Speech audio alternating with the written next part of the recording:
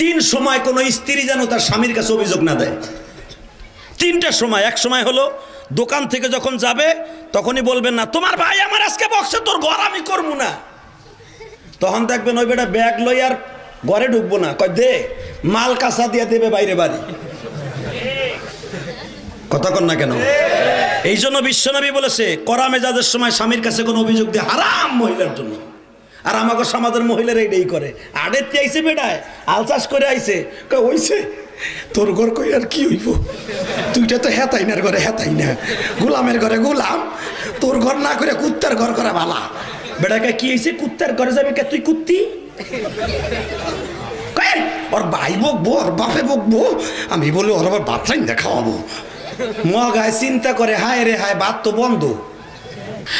বাজান রে আবি সালামার হাদিস আপনারা জানেন গো বাজান, আমি আমার মা বোনদের উদ্দেশ্যে বলছি, ও আমার ব্যবসা ছাড়া এই হাদিস কেন মায়ের কানে কানে পৌঁছাই দেবে। এই জন্য দাওয়াত ও তাবলীগ রসুল আছে, তিন জায়গায় মুজাকারা করতে হবে, ঘরেও করতে হবে, বাইরেও করতে হবে, মসজিদেও করতে হবে। তিন জায়গায় যখন মুজাকারা হয়ে যাবে আল্লাহর রহমত সমাজে মসজিদে হবে বাবা। ওই সমাজে আর খুন খারাপি থাকবে না। কত আশা করে বান্দা জমিনে,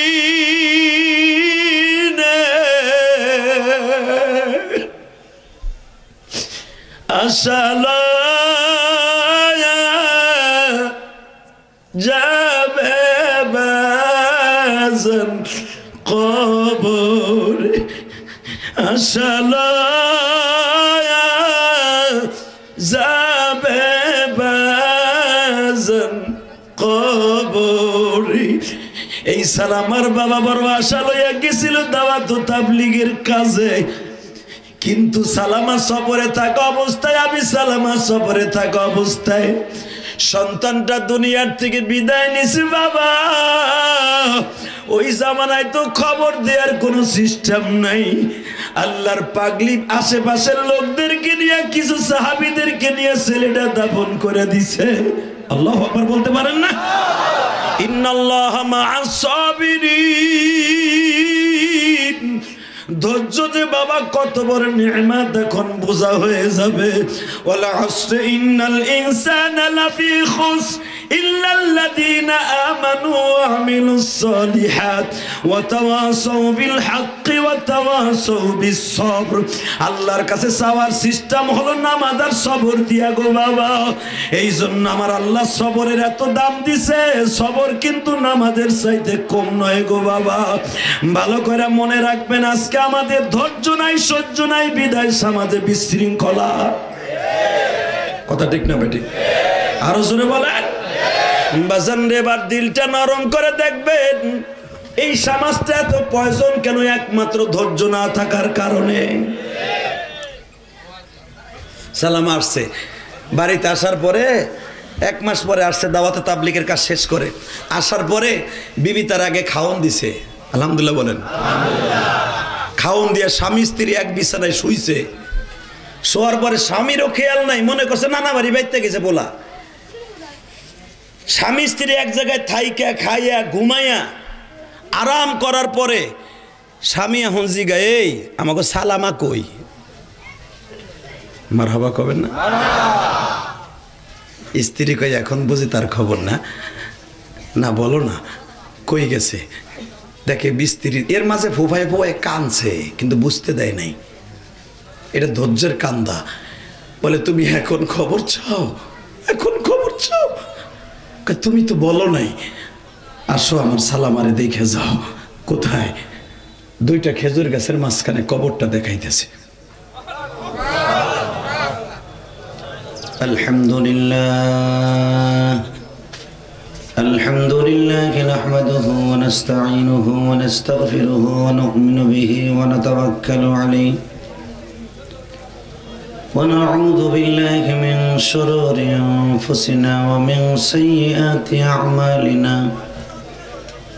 من يهده الله فلا مضل له ومن يضلله فلا هادي له.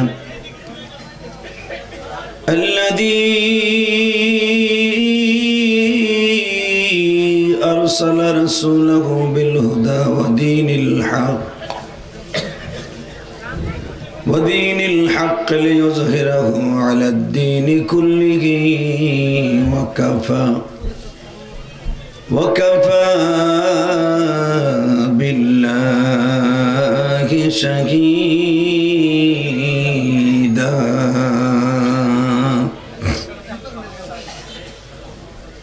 أما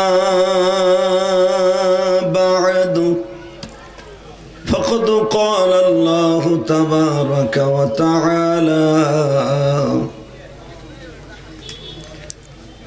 فأعوذ بالله من الشيطان الرجيم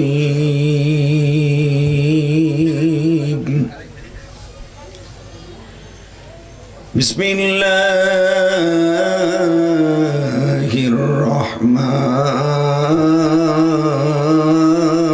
الرحيم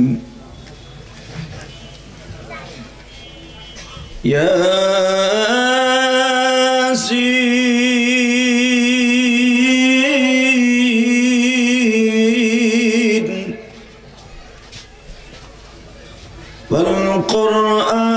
والقرآن الحكيم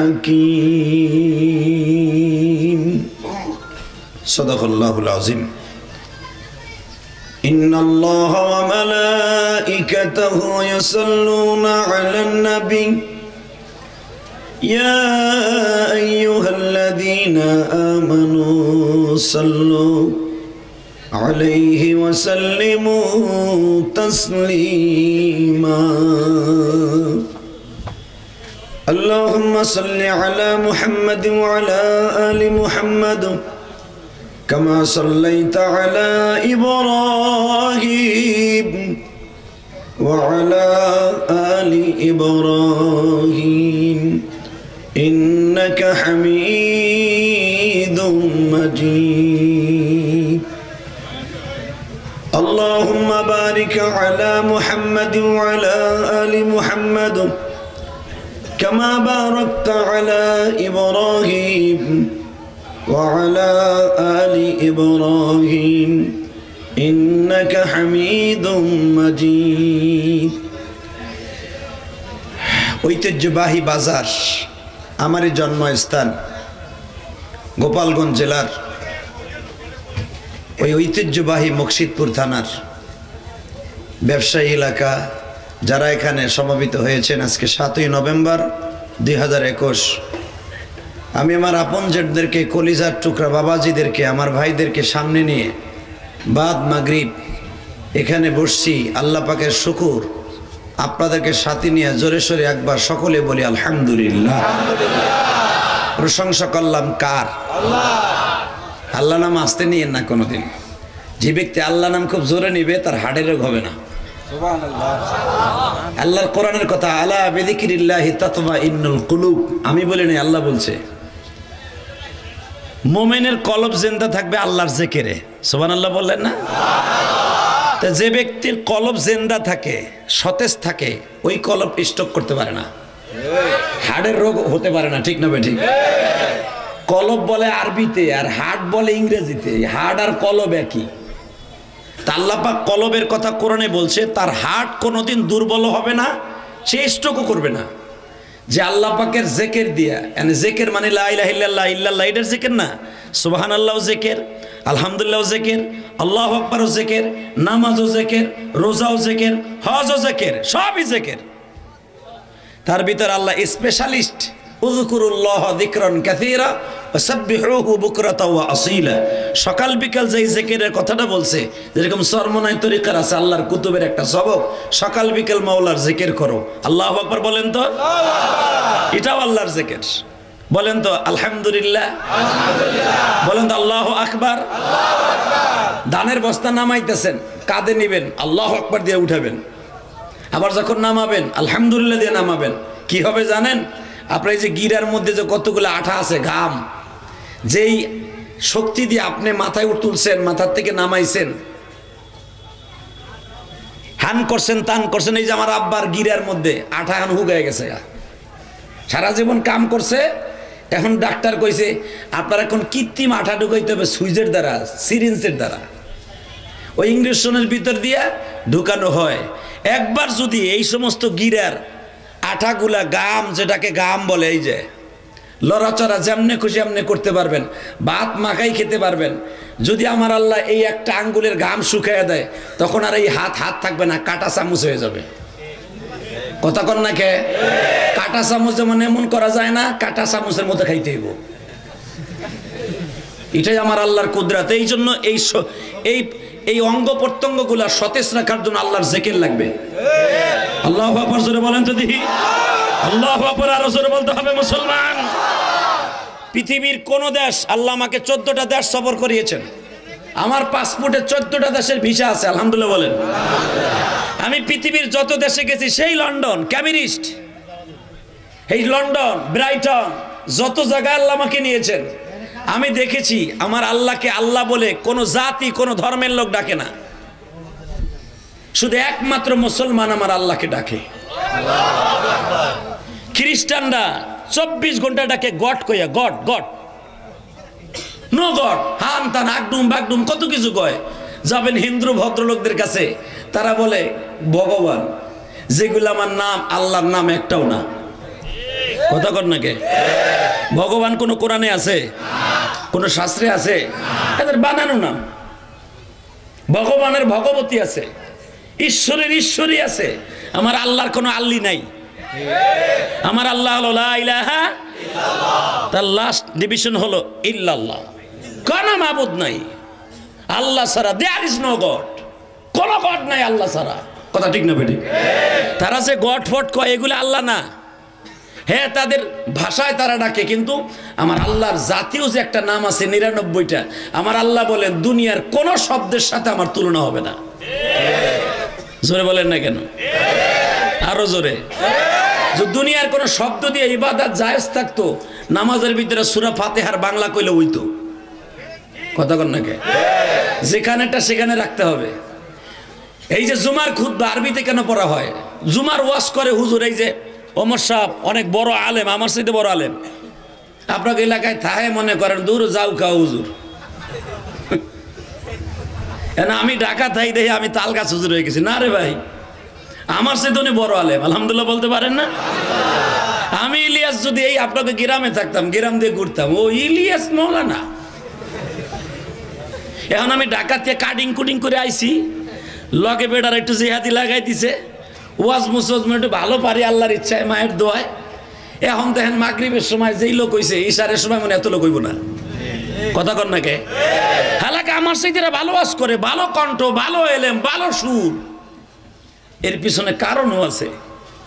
এই 22টা বছর এই রাস্তায় মেহনত করছি, 22টা বছর পৃথিবীর অনেক জায়গায় যে চোখের পানি ফেলছি। আর এইগুলার সবচেয়ে মূলে হলো একটা জিনিস আমি রিসার্চ করে বের করছি, যে আমি ইলিয়াস অজপাড়াগায় আমার জন্ম। অজপাড়াগায় সেই গোপালগঞ্জ জেলার লাস্ট একটা থানা মকসিদপুর। মকসিদপুরে পরে কিন্তু গোপালগঞ্জের আর কোনো সীমারেখা নাই। কথা কন না কে? আর এমন জায়গায় ওয়াজ দিছেন, মাত্র কয়েক গজ গেলেই মাদারীপুর। হ্যাঁ, সত্য কইছে না মিথ্যা কইছে? মাদারীপুর গোপালগঞ্জ বর্ডার। এটা এখান থেকে যাইয়া সারা বাংলাদেশ কাঁপাইতেছি, বিশ্বের অনেক জায়গায় যাইতেছি। এটার পিছনে কারণটা কি? আমি মাঝে মাঝে বালিশ মাথায় দিয়ে চিন্তা করি। আপনি ভাইবেন না যে চিন্তা করি না, আমরা চিন্তা করি। এই চিন্তা করে একটা রেজাল্টই পাই। আসলে এটা আমার কোনো টেকনিকও নাই, এলেমও নাই, আমলও নাই। একটা জিনিসই আমার রেজাল্ট ফাইনাল হয়, তার পিছনে একটাই, যুবক ভাইরা তোমাদের এই মেডিসিনটা কাজে লাগবে, যেটা আমি এখন তোমাদের উদ্দেশ্যে বলবো। এটার পিছনে কারণটা কি? এই যে আপনাদের দোয়ার বাদাউলাতে না কইলে তো বুঝবেন না, আবার গল্প পাইবেন না, আবার ভাইবেন না যে অহংকার করতেছে না। আমি আপনার দোয়ার বাদাউলাতে, যে আগের বক্তা বললেন 1,20,00,000 টাকা দিয়ে এই সার্বিক কাউন্টারের পিছনে, এই যে সার্বিক চন্দ্রা সোনালী যে গাড়িগুলো যায়, এর পিছনে সাথেই 1,20,00,000 টাকা দিয়ে মসজিদে জায়গা কিনছি। আমি কারো কাছ থেকে 20টা টাকাও নেই। কেউ বলতে পারবো না টাউনে যে 20 টাকা নিয়ে ইলিয়াস রহমান জিয়াদি জায়গা কিনছে। আল্লাহর নামে অক্ষ করছি। এ পর্যন্ত আমি হিসাব করলাম 3 তলা পর্যন্ত। গতকালকেও আমি 1,30,000 টাকা টাইলসের দোকানে দিয়া গতকালকে গোপালগঞ্জ মাহফিল আইছি আমি, কিন্তু গতকালকে গোপালগঞ্জ ছিলাম, আলহামদুলিল্লাহ বলেন। আমি এ পর্যন্ত হিসাব করলাম আমার মসজিদে 2,62,00,000 টাকা চলে গেছে আমার নিজের। তা আমি একটা আপনাগরি সন্তান, একটা মসজিদ আল্লাহকে সাথী নিয়ে করতেছে আমার মায়ের নামে। এটা কারণটা কি, এর পিছনে কি? আমি মাঝে মাঝে চিন্তা করে একটা জিনিসই বাইর করছি বাদান, সেটা হলো এটা আর কিছু না, আল্লাহ পাকের ফজল ও করম। 2 নম্বরে হলো আমার জনম দুঃখিনী মায়ের দোয়া। বাজান রে, আমি এখন কেন বলছি প্রবাসী ভাইরা, আমি গত কয়েকদিন আগে একটা প্রবাসীর দৃশ্য দেখে আমি নিজেই কাঁদছি। চাঁদপুর কচুয়া বাড়ি ছিল ওই মা আর বাবা, যখন এয়ারপোর্টে জনম দুঃখিনী মা আর বাবা আসছে পোলারে আগাই দেওয়ার জন্য, যখন এয়ারপোর্টের মধ্যে সন্তানটা ঢুকিয়া যাচ্ছে, মা পিছনের থেকে হাতটা বাড়ায় বলে, জাদুরে কবে আবার তোরে পাবো আমি জানি না, আয় তুই একটা কপালে চুম্বন দিয়া দে,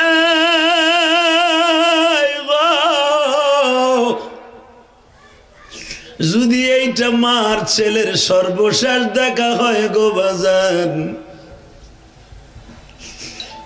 এই ছেলেটা যদি বিদেশও যায়, পৃথিবীর যে প্রান্তে যাক, ওরে আল্লাহ কোনো বড় বিপদের মধ্যে ফেলতে পারে না। কথা ঠিক না বেঠিক? অতএব যে কোনো মাহফিলে যে কোনো জায়গায় আল্লাহকে স্মরণ রাখবেন, মা বাবার দোয়া সাথে নিয়ে চলবেন। পৃথিবীর এমন কোনো শক্তি নাই আপনার বুকের মধ্যে গুলি করলেও আপনার গুলি ফুটবে না। আল্লাহু আকবার জোরে বলতে পারেন না? বলেন তো আল্লাহু আকবার। তাহলে এবার আমার সাথে বলবেন, সদা সর্বদা আল্লাহকে স্মরণ করার দরকার আছে না নাই? এবার জানাই যে করোনা চলে গেল, করোনা নাম কিসের সাতার করোনা, এমন করোনা গজব আল্লাহ দিছে যেই গজবের কারণে বাপ পোলারে চিনি না, পোলায় বাপরে চিনি না। কথা কর না কেন? আর এই এলাকাটা এমন একটা এলাকা, আমার এই এলাকার ভিতরে মোস্তফা সাহেব হুজুর চলে গেছেন, আল্লাহর কুতুব জিন্দা ওলি ছিল, চিনেন নাই, মরে যাওয়ার পরে এখন চিনবেন। আল্লাহর ওলি যে সমস্ত জায়গা দিয়ে হাসছে আমি দেখছি, সাথিয়ারটা লইয়া, ওই সমস্ত জায়গা এখন টিনের ঘর নাই, বিল্ডিং হয়ে গেছে। আলহামদুলিল্লাহ বলেন না কেন? এই লোকটা জিন্দা ওলি ছিল মিয়া, এই লোকটা জিন্দা ওলি, কিন্তু আজকে তারা চিনবেন, চলে গেছে, চিনবেন এখন। কিন্তু আমি আরো আগের থেকেই চিনছি, আমার ছাত্র জীবন থেকে চিনছি এই লোকটা কি ছিল। এই লোকটার বরকত, প্রতি পায়ে পায়ে বরকত ছিল, আজকে আস্তে আস্তে করে চলে যাইতেছে। দেখবেন এই অলিগুলার সর্বপ্রথম এদের করুণ ইতিহাস পড়ে দেখবেন, যদি লেখনী হয় কোনোদিন, দেখবেন তার জীবনে এত বড় হওয়ার পিছনে সবচেয়ে বড় অবদান হলো তার মার। কথা বলতে হবে, আরো জোরে বলতে হবে। এই যে তারই সন্তান আজকে সভাপতি ইনায়েত সাহেব,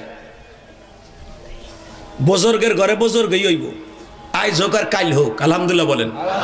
আর সব বাপের পোলা তার মতো হইতে এরকমও না, কিন্তু বাবার রক্ত যদি কোনোদিন তার অন্তরে থাকে, একদিন না একদিন সেও হবে। কথা ঠিক না ঠিক? তাহলে আপনারা বলেন তো, এই পৃথিবীতে যে ব্যক্তি আল্লাহকে চিনছে, আল্লাহ তারে চিনছে।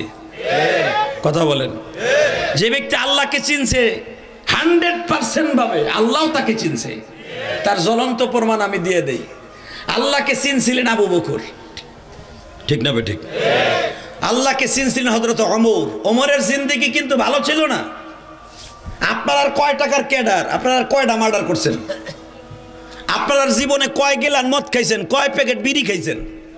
ওমরের জিন্দেগি পড়ে দেখবেন, ওমর সকালবেলা 1 গেলান মদ দিয়া মুখ দিত। নাউজুবিল্লাহ বলতে পারেন না? 1 বেরেল মদ দিয়ে ওমর প্রতিদিন গোসল করত। তাও কোন জায়গায় জানেন? কাবা ঘরের স্বর্ণের দরজার সামনে দাঁড়ায়। নাউজুবিল্লাহ বাইতে যেয়ে কইেন বেশি না। আপনার এলাকার কোন একটা ছেলে যদি মসজিদের বারান্দায় দাঁড়ায় একটা বেনসন সিগারেট খায়, এলাকার এখানে কালাম চাচা আছে, প্রথম থাপ্পুর দিয়ে ওরা মোতাই দিব। কথা কর না কে? এবং বাজারে যদি একটা ছেলে নামাজও পড়ে না, ও কবে একে থাপ্পুরে তোর বিসি গেলা আলাম একবারে। বদমাশ কোথাকার, তুই বিড়ি খাওয়ার জায়গা পাশে মসজিদের বারান্দায় খাড়ায় বদমাশের বদমাশ, ঠিক না বেঠিক? আর কাবা ঘর যেটা হলো দোয়া কবুল হওয়ার স্টেডিয়াম, এখানে দাঁড়াই ওমর মদ দিয়ে গোসল করত, আবার মুসলমানদেরকে ধরে ধরে জবাই দিত। সেই ওমর পৃথিবীতে সর্বপ্রথম জান্নাতি হলো হযরত আবু বকর, দ্বিতীয় জান্নাতি ওমর। জোরে জোরে জোরে জোরে জোরে। দ্বিতীয় জান্নাতি কে? খুব প্রাণ খুলে কইবেন। দেখেন উম্মতে মুহাম্মাদি দুইজনের গাড়িতে জান্নাতে যাবে। প্রথম জান্নাতে গাড়িতে যারা উঠবে, আরহামু উম্মতি বি উম্মতি আবু বকরিন ওয়াসাদুহুম বি আমরিল্লাহিল হামাও। প্রতি খুতবা, প্রতি জুমার দিন ইমাম সাহেব কিন্তু এই খুতবাটা পরে আপনারা ঠিক পান না। এখানে 4টা সাহাবীর 4টা কোয়ালিটি বর্ণনা করা হয়েছে, যেরকম মারহাবা। তো আরহামু উম্মতি বি উম্মতি আবু বকরিন, আবু বকর হলো উম্মতের রহমতওয়ালা, দয়ালু। আবু বকর এত দয়ালু ছিল যে আবু বকরের কাছে কেউ গেলে তার পকেটে টাকা না থাকলেও জামাটা দিয়ে দিত। কিন্তু ওমরের কাছে গেলে হিসাব করতে, এদিকে আয়, এদিকে আয়, তোর রক্তের ভিতরে ইসলামের কোনো দুশ্মনী আছে কিনা, তোর সাথে আমার নবীর কোনোদিন আতাত ছিল কিনা, তুই আমার নবীর বিরুদ্ধে একটা কথা বলছিলি কিনা, ওরা দেখে শুনে যাচাই বাছাই করে তারপরে সিদ্ধান্ত দিত। মারহাবা বলতে পারেন না? ওয়াসাদুহুম বি আমরিল্লাহিল আমর। ওমরের জিন্দেগিতে এত বিচারের দিক দিয়ে কঠিন ছিল, নবীর বিরুদ্ধে কেউ কথা বললে ওর সাথে কোনো আপোষ থাকতো না। হালাকি আমাকে বাংলাদেশের নবীর যদি ল্যাংডা হইয়াও বকে, কিচ্ছু নাই, খালি একবার যদি শেখ মুজিবুর রহমানের বকা দেয় আর গোষ্ঠী শেষ। কথা কর না কে? প্রেসিডেন্ট জিয়ারে একবার বকা দিলে দানের শীষ লয়ে যারা মাথায় ঘুরে পাগল হয়ে যায়, তুই আমার নেতারে বকা দিলি। তাই শেখ মুজিবুর রহমানের দাম আর মুজিবুর রহমানের দাম আর সেই জিয়াউর রহমানের দাম আমার নবীর চাইতে কি কম না বেশি? আস্তে কথা কইেন না, বেশি না কম? হালাকে বাজান রে, আপনারা দেখেন তো আমার নবীরে কতগুলা বকা দেয়। ও বাজান, ওমরের সামনে বকা তো দূরের কথা, যে ওমরের জিন্দেগি খুললে বাজান,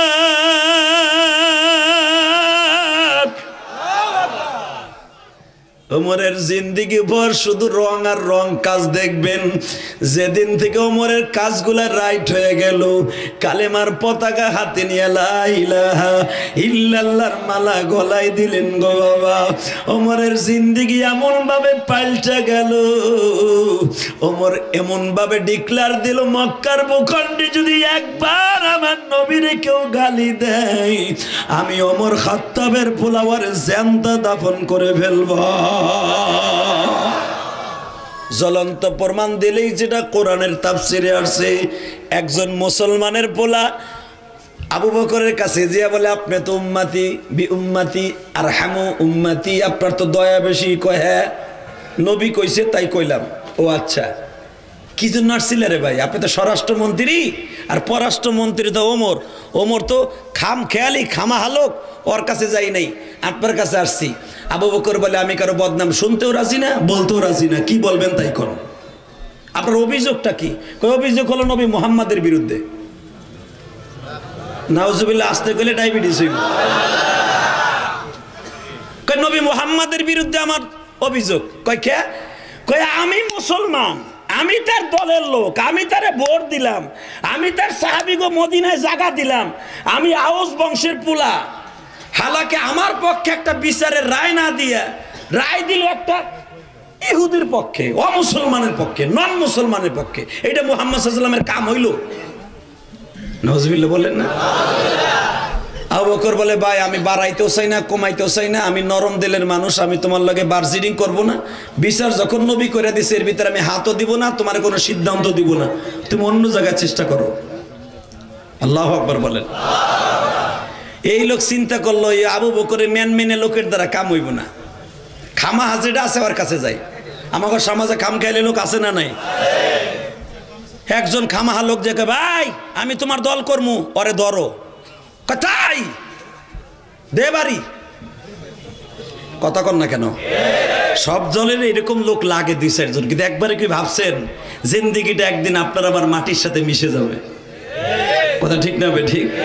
তো in the meantime Omar এক বাড়িতে গেছে। ওমর তো খুব কড়া মেজাজের মানুষ। রাসূলই বলছে আরহামু উম্মতি বি উম্মতি আবু বকরিন ওয়া আশাদ্দুহুম ফি আমরিল্লাহিল ওমর। আমার ওমর এতই কড়া মেজাজ, এতই তার বিচারের দিক দিয়ে এতই কঠিন যে একটা মাছি আর একটা মাছির পিঠের উপরে উঠলে হিসাব দেওয়ার লাগতো, কেন উঠছো? কোন বাঘে যদি একটা বাঘিনীর আসর দিত, কোন বাঘে যদি চেয়ারম্যান সাহেবের জায়গা দাও, আল্লাহু আকবার বলেন। হে মুসলমান ভাইরা আমার দিকে তাকান। ইন দি মিন টাইমে হযরত ওমর যে বললেন এই কথা, ওমরের বাড়ির বারান্দায় যে কইতাছে, শুনেন আমি একটা কথা কই, আবু বকরের কাছে গেছিলাম বিচার পাই নাই। ওমর বলে আর কার কাছে গেছিলা? কয় বিচার দিছে নবী মুহাম্মদ রাসূলুল্লাহ। ওমর বলে আর কি বিচার কার রায় দিছে? কয় দিছি ইহুদির পক্ষে। তো তোমার পক্ষে দেয় না, এই জন্য নবীর বিরুদ্ধে লাগছো? কয় হ্যাঁ। তাহলে এখন আমার কাছে কি চাও? কয় আপনি পররাষ্ট্রমন্ত্রী, আপনি যদি সানি বিচারটা করে দিতেন আমার খুব ভালো লাগতো। ওমর বলে সানি বিচার আমার দিয়ে করাইবা? কয় হ্যাঁ। তো একটু বসো, একটু বসো, এখন দিলটা নরম করে দিবেন। সাহাবীর নবীর কত ভালোবাসছে, কত ভালোবাসছে। তুমি একটু ওয়েট করো, আমি আসতেছি। ঘরের মধ্যে গেছে। ওমরের বিবির জানা ছিল স্বামীর চরিত্র কেমন, এটা কি ঘরের কেউ না জানলো, পৃথিবীর কেউ না জানলো, বউ জানে। কথা কন না কে? এই জন্য রসুল বলছে 3 জায়গায় কোনো মাতবাড়ি, অলিগিরি, নবীগিরি, এমপিগিরি, চেয়ারম্যানগিরি, মেম্বারগিরি চলবে না। তার ভিতরে 1 নাম্বার হলো বউর কাছে। এই যে সাবেক চেয়ারম্যান সাইদুল ইসলাম টুটুল সাহেব, উনি আসছে, উনি যখন বিচার আচার করে বউর কাছে যায়, ওইসে সারাদিন বেড়া গলে এই থাও, কুতকুত খেলাও গা, আমাকে লাগবো না। কথা কন না কেন? সত্য বলছে না মিথ্যা বলছি? আমার নবীর কথা সত্য না মিথ্যা? নবী বলছে 3 জায়গায় কোনো মাতবাড়ি, অলিগিরি, চেয়ারম্যানগিরি, ডিসিগিরি, এসপিগিরি চলবে না। তার ভিতরে 1 নাম্বারই বউর কাছে। কথা ঠিক না বেঠিক? ও বাজান, তো হযরত ওমরের বিবি তো জানে এই লোকটার মেজাজ কেমন। আর এমন টাইমে এসে বিচারটা দিছে যেই টাইম ওমরের নাস্তার টাইম, মেজাজ এমনি গরম। এই জন্য হাদিসটা শিখাই দেয়, মুসলিম শরীফের হাদিস, 3 সময় কোনো স্ত্রী যেন তার স্বামীর কাছে অভিযোগ না দেয়। 3টা সময়। এক সময় হলো দোকান থেকে যখন যাবে তখনই বলবেন না তোমার ভাই আমার আজকে বকছে, তোর ঘর আমি করবো না। তখন দেখবেন ওই বেটা ব্যাগ লই আর ঘরে ঢুকবো না, কয় দে, মাল কাঁচা দিয়ে দেবে বাইরে বাড়ি। কথা কন না কেন? এই জন্য বিশ্বনবী বলেছে কড়া মেজাজের সময় স্বামীর কাছে কোনো অভিযোগ দিয়ে হারাম মহিলার জন্য। আর আমাকে সমাজের মহিলারা এইটাই করে। আড়েতে আইসে বেটায় আলচাষ করে আইসে, কয় হইছে তোর ঘর কই আর কি হইব, তুইটা তো হেতাইনার ঘরে হেতাই না, গোলামের ঘরে গোলাম, তোর ঘর না করে কুত্তার ঘর করা ভালা। বেটাকে কি হয়েছে? কুত্তার ঘরে যাবে কে? তুই কুত্তি? ওর ভাই বকবো, ওর বাপে বকবো, আমি বলি ওর আবার ভাত রাইন্দা খাওয়াবো। মগায় চিন্তা করে হায় রে হায়, ভাত তো বন্ধ, কোনো কথা নাই, কয় দে লাডি। এই জন্য বিশ্বনবী বলেছেন ব্যবসার থেকে আশ্বাস করে আসার পরে, কোন জায়গাতে আসার পরে স্বামীর এমন কথা বলা যাবে না যেই কথা বললে স্বামীর ব্রেন নষ্ট হয়ে যায়। আল্লাহু আকবার জোরে বলতে হবে মুসলমানের বোলা। তার জ্বলন্ত প্রমাণ কথার একটা কথা এসে গেছিল। রসুলের একজন সাহাবী, আপনারা জানেন ঐতিহাসিক একটা হাদিস, সব উলামা একরাম জানে, সব আলেমরা জানে এই হাদিস কেন। আলহামদুলিল্লাহ বলেন। সালামা, আবি সালামা নামে একজন সাহাবী ছিল, অত্যন্ত দামি সাহাবী, বর্দবারী সাহাবী, রসুলের প্রিয় সাহাবী। বিশ্বনবীর সাথে দাওয়াত ও তাবলীগের কাজে বাইরে গেছে। এর ভিতরে আবি সালামা, অর্থাৎ সালামা, আবি সালামা মানে কি? সালামার বাপ। সালামা বিশাল বড় একটা রোগে আক্রান্ত হইয়া মারা গেছে। স্ত্রী স্বামীর, এখন তো মোবাইল আছে, তোমার পোলার পাতলা পাকান আছে, তুই বেটা কো? কথা কন না কে? ওই যুগে একটা খবর, গজনার থেকে টাকার পর্যন্ত একটা খবর দিতে 3 জন পুরুষের কাছে দেওয়ার লাগতো। যেরকম আমার চাচি, আমার মা, চাচা আইসে হাডে, স্বাস্থ্য ভাই আগুনে পুড়ে গেছে গা, একজনের কাছে খবর দিয়েছে মাঠ পাড়া কয় আমি তো হাটে যাবো না, আর একজনের কাছে পৌঁছে গে অমক খার পোলা আগুনে পুড়ে গেছে, খবরটা পৌঁছাই দিও। কথা কন না কে? হে দিছে না দিলে রাত্রে যে চাচাই পাইছে পোলা পুরে আলু ভর্তি হয়েছে। আরে এখন তো সেকেন্ডে পোলার পাতলা পাকে না, তুই কো? বাজান রে আবি সালামার হাদিস আপনারা জানেন গো বাজান, আমি আমার মা বোনদের উদ্দেশ্যে বলছি, ও আমার বাপসা যারা এই হাদিস কানে মায়ের কানে কানে পৌঁছাই দেবে। এই জন্য দাওয়াত ও তাবলীগের উসুল আছে, 3 জায়গায় মুজাকারা করতে হবে, ঘরেও করতে হবে, বাইরেও করতে হবে, মসজিদেও করতে হবে। 3 জায়গায় যখন মুজাকারা হয়ে যাবে, আল্লাহর রহমত সমাজে মসজিদে হবে বাবা। ওই সমাজে আর খুন খারাপি থাকবে না। কত আশা করে বান্দা জমিনে,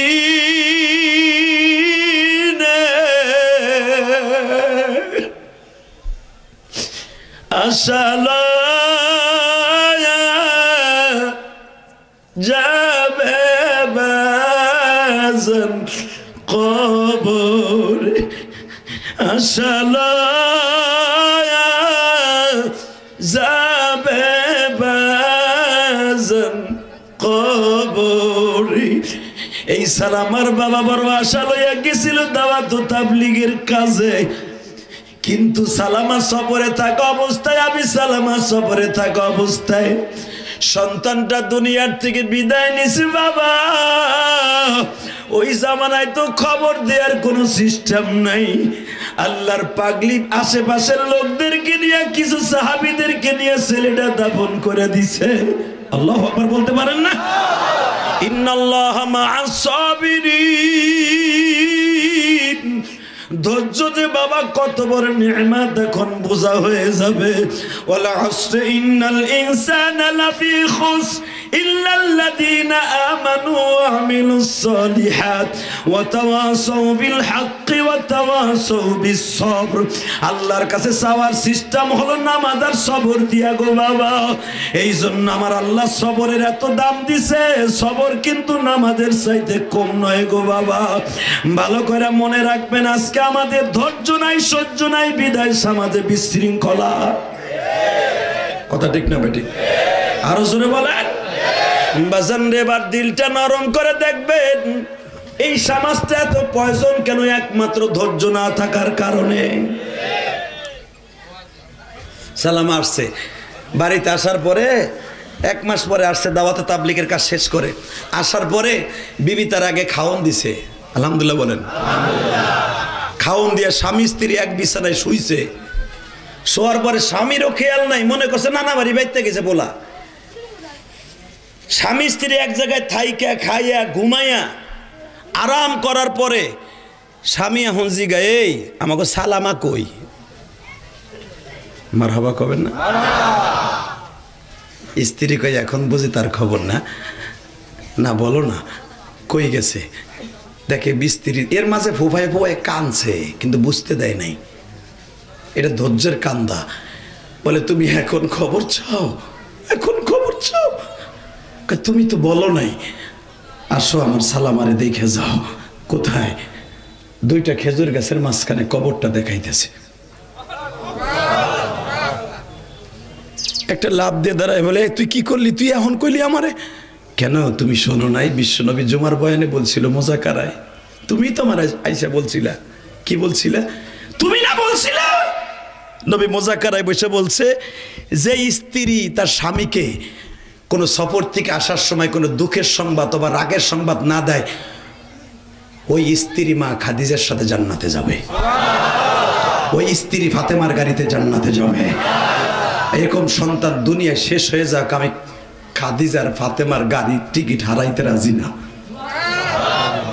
সাবিক কাঁদদের বলে, চল বিশ্বনবীর দপ্তরে যাবো। বাজানরে স্ত্রীর হাতটা টেনে নিয়ে নিয়ে নবীর রওজায়, নবীর দরজার কাছে দাঁড়াইছে। নবী আমার স্ত্রীর এরকম ধৈর্যের একটা প্রমাণ দিছে, তার পুরস্কার কি হতে পারে? আমার নবী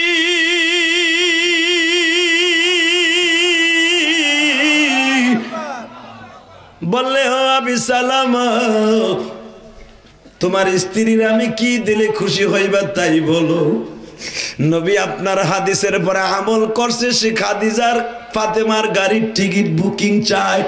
নবী আমার বলেন, তোমার বিবিকে আমি এতটুকু আমলের কারণে জান্নাতের টিকিটের ঘোষণা দিলাম।